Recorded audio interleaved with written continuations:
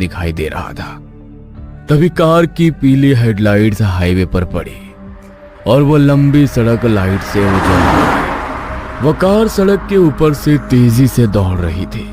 Car में Pratap, Vikram, Manveer car की पिछली सीट पर बैठे थे। आगे ड्राइवर सीट पर महेंद्र बैठा था और उसके बगल वाली सीट पर सूरज बैठा था।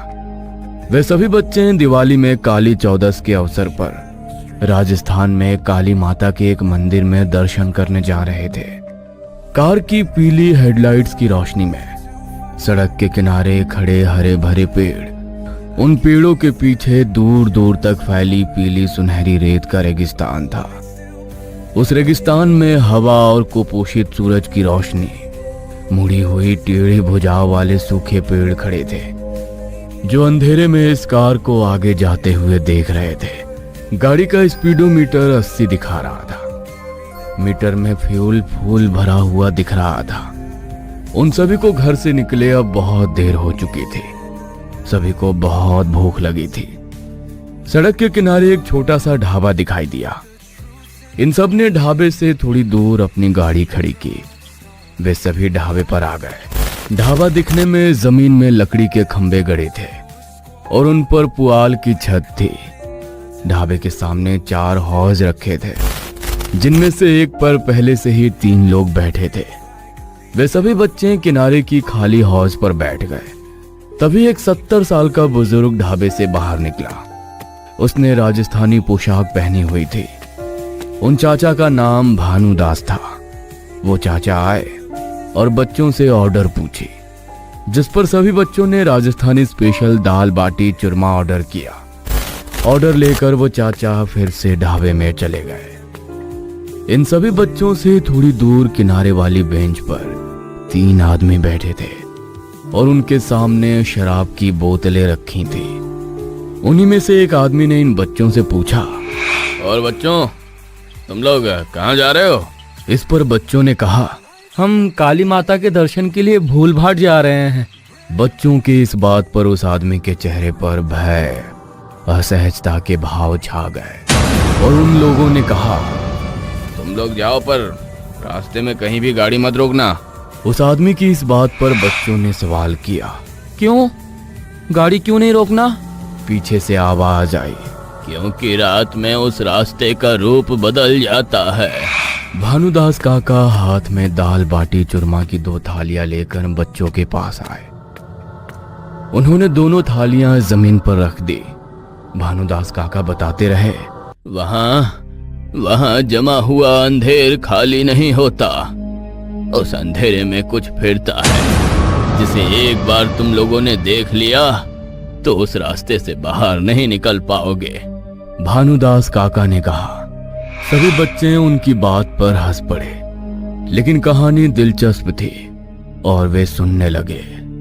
लड़कों, आगे का रास्ता 1.5 घंटे तक बिल्कुल सुनसान है। कहा जाता है कि हाईवे बनने से पहले 56 साल पहले उस जगह पर काला जादू करने वालों का एक कबीला रहता था। वे लोग पत्थर दिल थे। अगर किसी को काले जादू के लिए, गुप्त धन के लिए मानव बलि चाहिए होती थी तो ये आदिवासी उसे दे देते थे।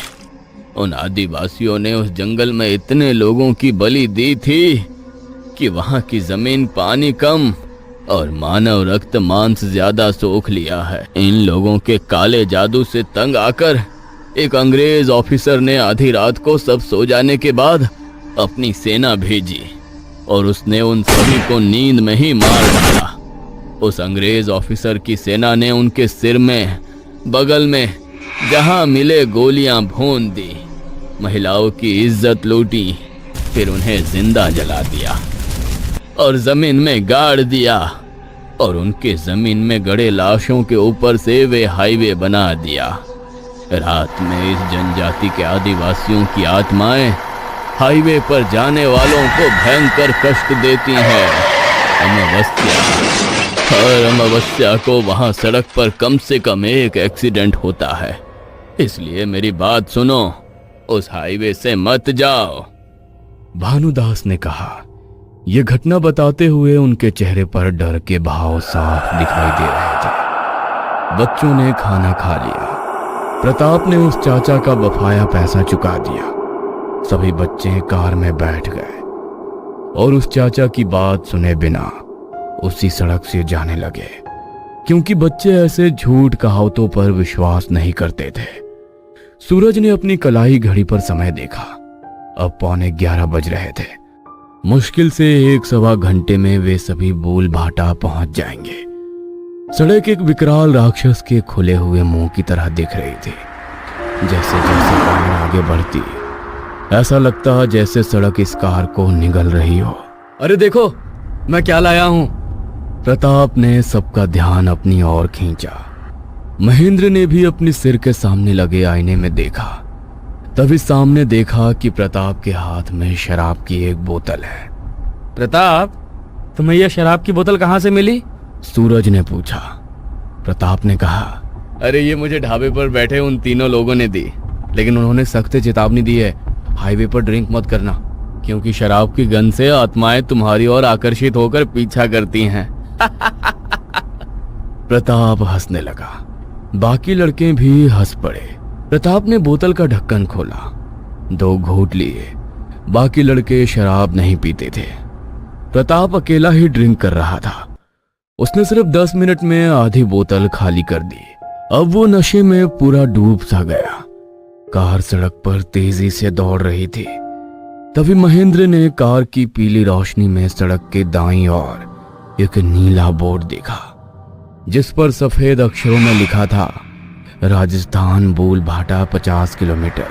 कार बूल भाटा की सीमा में प्रवेश कर गई। सूरज ने घड़ी पर फिर से समय देखा। समय था 12:10। थोड़ी देर बाद पीछे से एक आवाज आई। विक्रम कार रोकने के लिए कह रहा था। इस पर महेंद्र ने पूछा, अरे क्या हुआ? मुझे 2 नंबर जाना है। विक्रम ने कहा। ठीक है कहते हुए महेंद्र ने गाड़ी सड़क की बाईं ओर रोक दी। वो इलाका घनी झाड़ियों से घिरा सुनसान था। विक्रम ने पानी की एक बोतल ली और सूरज को साथ लेकर चल पड़ा। दोनों झाड़ियों में थोड़ा और आगे चले गए। विक्रम झाड़ियों में थोड़ा और आगे चला गया, जबकि सूरज उससे थोड़ा दूर खड़ा था। 5-10 मिनट ऐसे ही बीत गए। सूरज अकेला खड़ा था। चारों ओर घोर सन्नाटा था। आसपास के पेड़, उन पेड़ों की शाखाएं सजीव लग रही थी। ऐसा लग रहा था जैसे अभी वे शाखाएं हलचल करेंगी और पूरे शरीर को कुचल देंगे। अचानक उस ठंडे बेजान सन्नाटे में विक्रम की भयानक चीख फूट पड़ी। सूरज ने पलटकर उस आवाज की ओर देखा।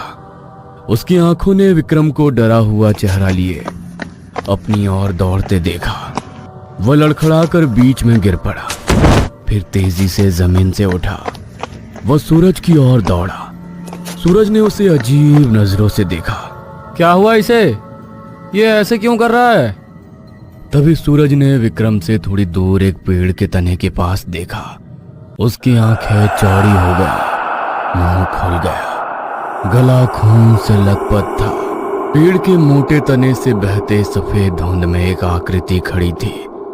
नीचे सफेद धोती, ऊपरी शरीर पूरी तरह से नंगा। उस नंगी देह की त्वचा भूतिया सफेद था। दाएं कंधे से बाएं कमर तक उन्होंने लाल रंग का जनेऊ पहना हुआ था। और उससे भी ज्यादा विचित्र, मन को सुन्न कर देने वाली बात यह थी कि उसका चेहरा बहुत ही विचित्र और डरावना था। खप्पड़ चेहरा, खरगोश जैसी त्रिकोणीय कान, और सबसे ज्यादा दिल दहला देने वाला डर ये था कि उन दोनों ध्यान की आंखों के किनारे लाल थे, केसरिया आग के लाल अंगारों की तरह। ये बेहद भयावह दृश्य देखकर दोनों कार की ओर दौड़े। आधे रास्ते में उनको मनवीर महेंद्र मिले। उन्होंने विक्रम की चीख सुनी थी, इसलिए वे देखने आए थे कि क्या हुआ। सूरज ने उन्हें ज्यादा कुछ बताए बिना बस इतना कहा, जल्दी से कार में बैठो, चलो यहां से। और सब कार की ओर दौड़ पड़े। सब कार के पास आए, कार में बैठे। जब तक कार स्टार्ट नहीं हुई, विक्रम और सूरज की चौड़ी आंखें झाड़ियों में झांक रही थी। मानो कोई अभी उन अंधेरी झाड़ियों से निकलकर भागते हुए आएगा और उस घने अंधेरे में घसीट ले जाएगा। जैसे ही कार चलने लगी, महेंद्र ने सूरज से पूछा कि क्या हुआ, और सूरज ने उसे वो हकीकत बताई जिस पर महेंद्र, मनवीर और प्रताप सब उसकी बात सुनकर हंस पड़े। हो, शराब मैंने पी रखी है और चढ़ तुम दोनों को गई है। प्रताप दांत पीसते हुए जोर जोर से हंसने लगा। थोड़ी देर बाद महेंद्र गाना सुनने के लिए अपने साथ 4-5 कैसेट लाया था। महेंद्र ने उनमें से एक को ऑडियो टेप पर लगा दिया। गाना लगाने का मकसद इस दूषित माहौल को ताजा करना था। सूरज ने फिर से घड़ी देखी। घड़ी में समय 12:10 दिखा। उसे थोड़ा आश्चर्य हुआ, अजीब लगा, क्योंकि आधे घंटे पहले उसने घड़ी में यही समय देखा था। लेकिन हैरानी की बात, सोचने वाली बात यह थी कि सेकंड की सुई तो चल रही थी, लेकिन घंटे और मिनट की सुइयां जंग खाकर एक ही जगह रुकी हुई थी। सूरज ने यह सोचकर समय देखना बंद कर दिया कि घड़ी जरूर खराब हो गई होगी। ऐसे ही काफी समय बीत गया। महेंद्र ने अब तक 8-9 गाने लगा दिए थे।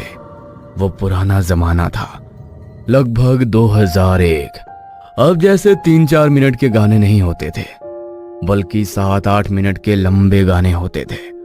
और सुनते सुनते इन गानों को सुनकर सूरज का चेहरा थोड़ा उलझन में था। अगर कोई गाना 8-9 मिनट लंबा है तो 8-9 गाना बजने तक 1 घंटा तो बीत ही जाएगा, और हमें इतने समय में बुलभट्टा पहुंच जाना चाहिए था। यह सोचकर उसे थोड़ी उलझन हुई कि बुलभट्टा जो 1 घंटे की दूरी पर था, अब तक आया क्यों नहीं। तो सूरज ने पीछे वाली सीट पर बैठे अपने दोस्त मनवीर से भी कहा, अब जरा अपने फोन में समय तो देखो, मेरी घड़ी खराब हो गई है। मनवीर के पास नोकिया का फोन था। उसने फोन निकाला और समय देखा। फोन की स्क्रीन पर वही समय था, 12:10 और सेकंड की सुई आगे बढ़ रही थी और सिम को रेंज भी नहीं थी। मनवीर ने सूरज को समय बताया, जिससे वो सोच में पड़ गया, क्योंकि उसकी घड़ी में भी वही समय था। उसने ये भी कहा कि उसकी घड़ी में भी वही समय था और घड़ी रुकी हुई थी। सूरज की बात सुनकर मनवीर ने अपनी आंखों से स्क्रीन पर देखा। इसके पीछे मकसद ये देखना था कि समय आगे बढ़ रहा है या नहीं। मनवीर 2-3 मिनट तक घड़ी देखता रहा, लेकिन समय मानो थम सा गया था, आगे बढ़ ही नहीं रहा था। आखिरकार उसने निराश होकर फोन जेब में रख लिया। गाड़ी में अब सब चुपचाप बैठे थे। प्रताप, जिसने बीच में शराब पी ली थी, इतना नशे में था कि बुदबुदा रहा था। गाड़ी सड़क पर तेजी से दौड़ रही थी, लेकिन अभी भी बुलभाटा आने का कोई संकेत नहीं था। महेंद्र ने कहा, बुलभाटा अभी भी नहीं आया। लेकिन किसी के पास जवाब नहीं था, क्योंकि जो घटना हो रही थी वो बहुत ही अजीब थी। प्रताप नशे में था। उसकी पलकें भारी हो गई थी, आंखें हल्की लाल थी। उसी नशे में उसकी नजर सामने सड़क पर गई। गाड़ी के बीचों बीच सड़क पर फैले कोहरे में 50-60 आदमी और औरतें खड़े थे। उनके हाथ पैर लाल धधकते खून से सने थे। उनकी पीली, चांदी और केसरिया आंखें गाड़ी पर टिकी थी। अरे गाड़ी रोक भिंडी, गाड़ी रोक, वो लोग सड़क पर खड़े हैं, उड़ा देगा क्या उन्हें, साले गाड़ी रोक। प्रताप जोर जोर से चिल्लाने लगा। सूरज और विक्रम, जो उसकी आवाज सुनकर पहले से ही डरे हुए थे, चौड़ी आंखों से सड़क की ओर पागलों की तरह देखने लगे। डर से उनकी फटके हाथ में आ गई। मनवीर ने किसी तरह प्रताप को शांत किया और पूछा, अरे क्या हुआ? प्रताप ने आगे देखा, लेकिन सड़क अब खाली लग रही थी। कार के सामने सड़क पर बहुत सारे लोग खड़े थे, प्रताप ने सबको बताया। इस पर महेंद्र ने उससे कहा, अबे साले, अभी शराब पी ना तो गाड़ी से बाहर फेंक दूंगा, चुपचाप लेट जा। पता नहीं कितनी देर हो गई, कार सड़क पर चल ही रही थी। अब कार में सन्नाटा छा गया था। शराब पीकर बैठा प्रताप भी शांत हो गया था। सबको इस बात का पूरा एहसास हो रहा था